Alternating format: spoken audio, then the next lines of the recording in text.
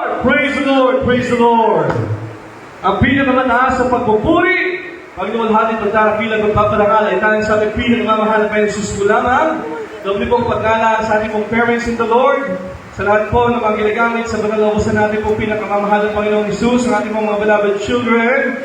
Nagpapabot rin po ng respeto sa ating pong beloved ordained preacher at sa ating pong beloved preachers na kasama po natin, kapili po natin ngayong araw, maging sa mga ginagamit po sa banal na ubusan natin pinakamamahal ng Panginoong Jesus, ang ating po mga beloved finest choir, youth choir, adult choir, instrumentalist, children's choir, sa lahat po ng mga ating po mga kapatiran mula pa sa iba't ibang dako ng ating po mga station dito po sa dako ng Bicol. Sa mapagpalang gabi po sa bawat isa sa inyo.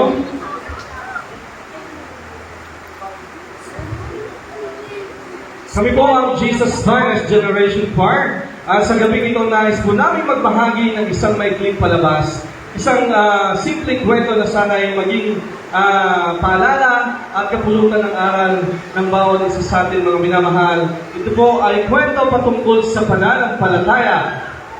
Dalangin namin na sa simpleng pagtatanghal na ito ay makapulot po tayong lahat ng mensahe na magpapalakas ng ating loob at magpapatibay ng ating pananampalataya. Narito po ang kwento ng isang babaeng nagtitiwala sa ating pinakamamahal ng Panginoon. Pinakamamahal ng Panginoong Jesus. Tuklasin po natin ang kwento ni Aling Cora. Maring, mukhang may masamang panahon ata tayo ngayon.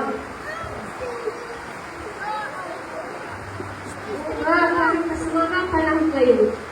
Sige nga, tingnan ka natin sa balita. Tara!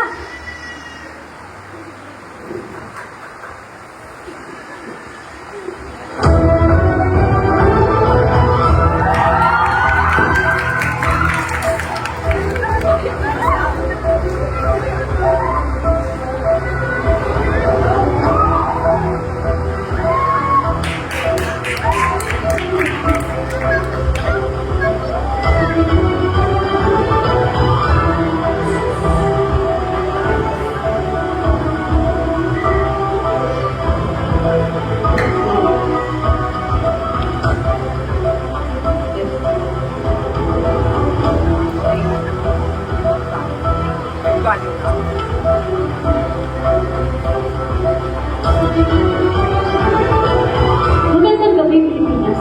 Ito po, Jesus Finest News. Para sa mga nagbabagang balita ngayong gabi. Isang malakas na bagyo ang papalapit sa radyo. Kasama natin ngayon ang ating news correspondent live mula sa Barangay Salo. Fe, kumusta na ngayon? Lagay dyan. Salamat, sir.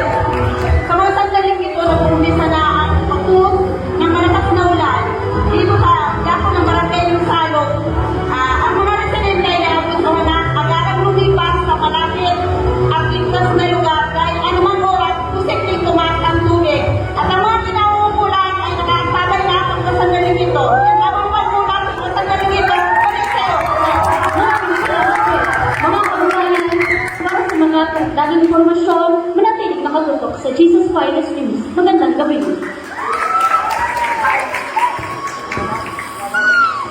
Habang lumalang sa kanya, si Aling Cora ay nanatili na lamang sa kanyang bahay. Tumaas na ang tubig, pero ang kanyang puso ay panatag. Lord, ikaw po ang aking kanlungan. Kailangan po ako lubos na nagtitiwala. Nasa gitna ng nagipitan, ikaw po ang aking tagapagligtas. Inyo akong pag-iingat. Nagtitiwala po ako sa iyo ng lubusan.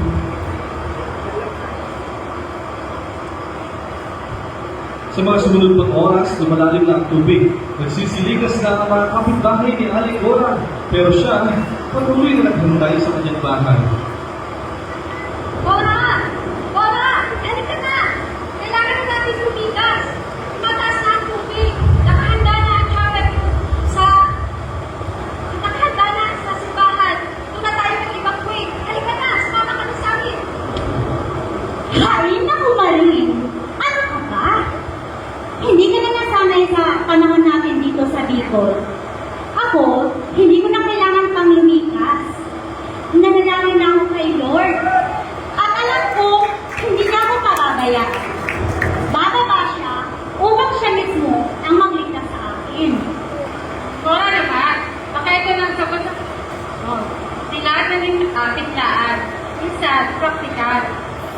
Biblia, faith without works is dead. Kaya kung nananalig ka talaga, dapat tumunod ka rin sa paraan ng mahal na Panginoon. Minsan, tao ang gamit ng mahal na Panginoon. Kaya halika na, titis na tayo. Hek, hek, hek! Buo ang tiwala ko kay Lord. At alam kong hindi niya ako bibiguin. Siya mismo ang bababa upang ako'y ka nang iligtas. Kaya sige na, pumaraw na kayo, magsilikas na kayo doon sa evacuation center habang hindi pa lumalakas ang masyado ang ulan. Mag-ingat kayo ha, Maring. Sige, alis na kami. At wala na nagawa si Aling Marie at Aling Susana kundi umalis na lamang habang patuloy pang lumalalim ang tubig na nag-aalala nilang tinungo at iba pang mga estudyante.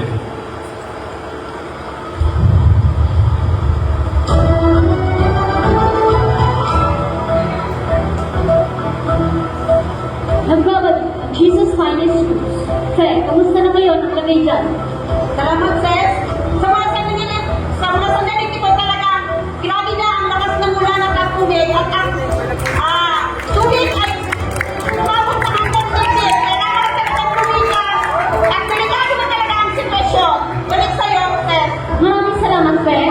Para sa mga karagdagang informasyon, manatiling nakatutok sa Jesus Finest News. Maraming salamat. Lumipas sa ilang oras ay hindi na tumigil ang ulan. Umabot na sa dibdib ni Aling Cora ang tubig. Pilit niyang iniakan ang kanyang sarili sa mas mataas na bahagi ng kanyang bahay. Ngunit kahit paano, nanatili ang kapayapaan sa kanyang puso. At sa gitna ng lagasdas ng tubig at malakas na hangin, narinig niya ang tunog ng isang bangkal.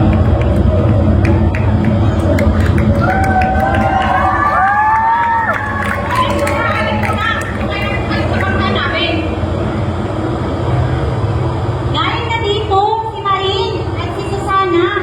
Hindi ko na kailangan pang lumikas. Hindi ba kayo naniniwala sa Diyos niyo? Ako, naniniwala ako kay Lord. At alam kong sa ganitong sitwasyon, hindi niya ako kaya bibiguin. Aling Cora, ito na nga po yun. Hindi lang pagpapakita ng kulang na faith ang kailangan. Kailangan din ng pagkilos. Ito yung hinihingi ng mahal ng Panginoon. Pakiusap, sumama na kayo sa amin. Kami ang ipinadala sa iyo para iligtas ka. Basta. Wala ang pasya ko. Hindi ko kailangan lumikpas pa dyan sa ano nga ba ang pangalan ng evacuation center yun? GMC. Basta yun na. Sige na. Kayo na lang ang mag-igas. Pustahan nyo na yung mga kapitbahay natin para sila na yung tulungan nyo. Sige na. Mag-ingat kayo ha. Sige, kung bahala, alis na kami. Pagsapit ng gabi, halos lubog na ang buong bahay ni Aling Cora. Ang tanging natitirang pwesto niya na lamang ay ang mismong bubungan niya. Ang lamig ng hangin ay tila bumubugin sa kanyang balat, ngunit hindi pa rin natinag ang kanyang pananalig. At sa sakaling parang wala ng pag-asa, isang malakas na pugong ang kanyang narinig.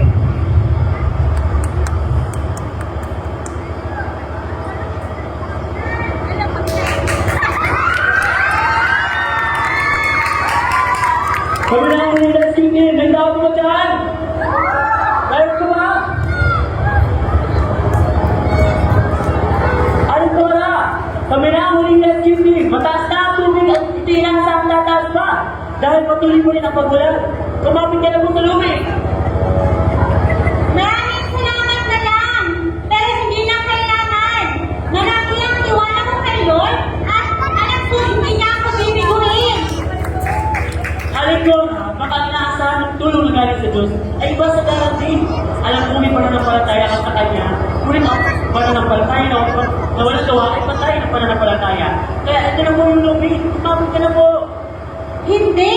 Alam ko, gagawa ng mas malaking himala si Lord na siya mismo ang bababa upang ako'y niligtas. Kaya hindi kailangan lumika sa bahay ko. Aling Cora, bahala ka. Alis na kami. Tuluyan niyang walang nagawa ang mga rescue team at pagkalipas ng ilang mga sandali, hindi na kinaya ng katawan ni Aling Cora ang lamig, ang taas ng tubig at ang lakas ng unos at sa kasamaang palad. Siya ay pumanaw.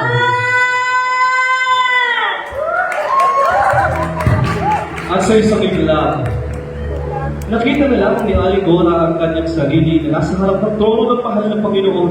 Liwanag, kapayapaan, karangyaan at presensya ng mahal na Panginoon.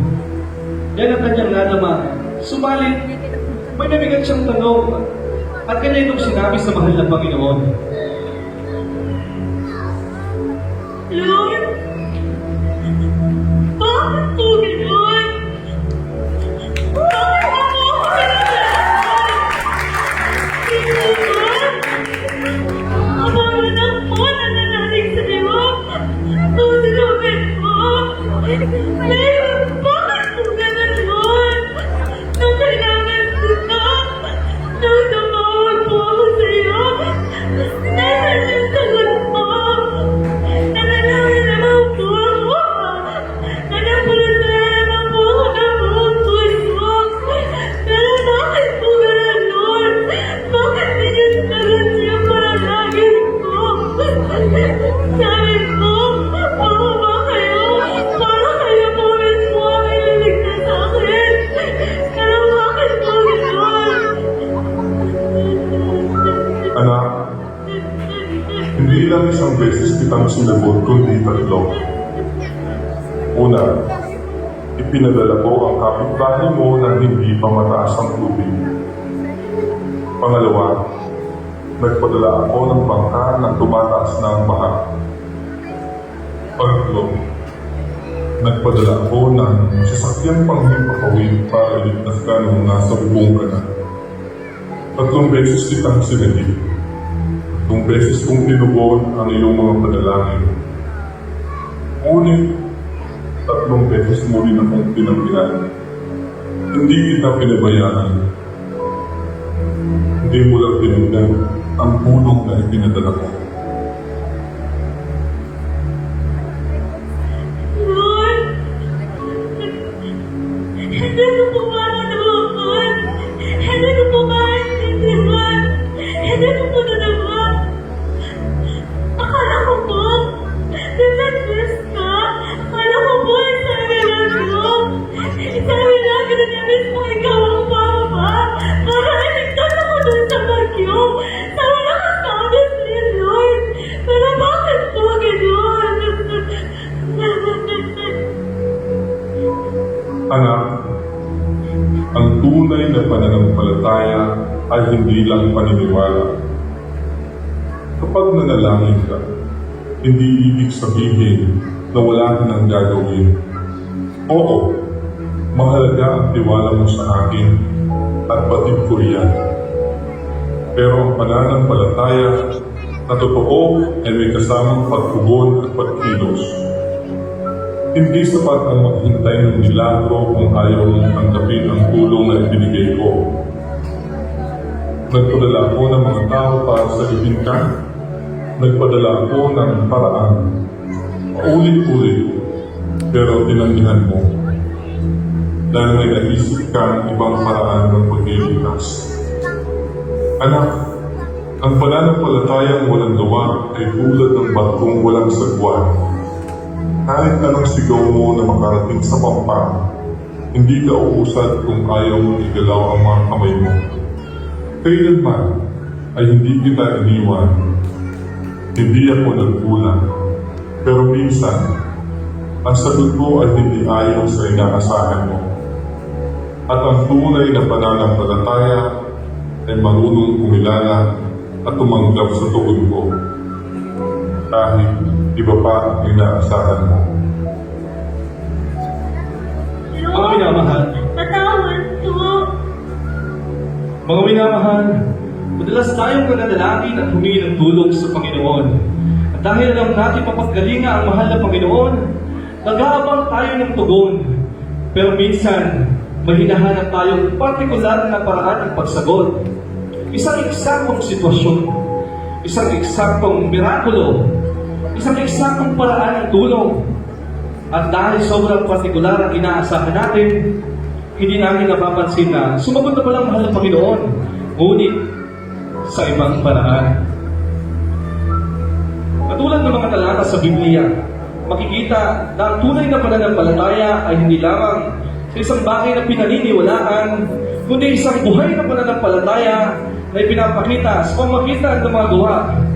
Sa Santiago 2:17 at 2:20, 26. Binigyan din, dahil pananampalataya ng walang gabay ay patay. Pinakita nito ang ating pananampalataya sa ating mahal na Panginoon ay dapat nagpapakita ng aksyon, hindi lamang sa ating mga salita o kaya iniisip, dahil ang tunay na pananampalataya ay tumutugon sa mga utos ng mahal na Panginoon. Sa pamamagitan ng mga gawain, tulad na makikita sa Mateo 7:21 at Juan 14:15, kung saan ipinamalas ng mahal na Panginoon na ang pagsunod sa kalooban ng Diyos at pagtupad sa kanyang utos ay tunay na magpapakita ng pagmamahal at pananampalataya. Ngayong Pasko, habang inaalala natin ang kapanganakan ng ating tagapagligtas, naway maging bukas ang ating puso at hindi lamang ang panalangin, kundi ang pagtugon sa kanyang mga sagot. Ang minamahal, kami pong muli ang Jesus Finest Generation Choir mula po dito sa JMCI ng Salad Outstation at malugod po kami bumabati ng Merry Christmas and Happy New Year! Thank you so much, and God bless our beloved Jesus.